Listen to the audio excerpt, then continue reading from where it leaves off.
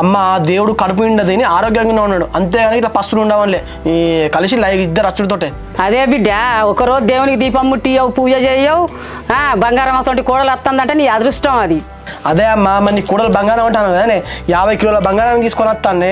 ఇక నేను ఏ పని చేసినందుకు, ఏ బిజినెస్ పెట్టినందుకు, ఆరామ్స్గా తింటా ఇంట్లో మంటిగా. అబ్బా రాఘవా, ఈ వంకతో ఇంట్లో కూర్చుందని చూస్తున్నావా? నువ్వు చచ్చుకుంటా జాబ్ బిజినెస్ చేయాలి, రోజు పోయి రావాలి. సరే కానీ జానకి, అమ్మ నాకు మా మామ కట్నం ఇయ్యనే, మార్కెట్లో నా విలువ 20 నుంచి 40 లక్షలు ఉంటుంది అనే, మంచిగా అవి ఇంట్రెస్ట్కి ఇచ్చుకున్నా కూడా ఆరామ్స్గా రోజు ఇంత కూర్చొని తినొచ్చు. నా కొడుకు గవర్నమెంట్ నౌకరు చేస్తాడు, సాఫ్ట్వేర్ నౌకరు చేస్తాడు అని 40 లక్షలు 30 లక్షలు ఇస్తారు. ఒకసారిగా అద్దంలో చూసుకోరా నీ ముఖం. ఏందేమో అద్దంలో చూసుకో అంటాను, నేను నీ పోలిక అనుకుంటాను అనే, అయ్యే పోలిక వచ్చిన, అందుకే అంతో ఇంతో ఇట్లా అందంగా ఉన్నా, అందుకే కదా ఇంత అందమైన జానకి నాకు పడ్డది. ఏమంటావు జానకి? నా కొడుకు 66 రాజ్యాలకు అందగాడని ముర్తాండు, ఎగిరెగిరి పడకు బిడ్డ, ఎల్లెలకలా పడతావు. అమ్మ అందంగా ఉంటే సరిపోదు.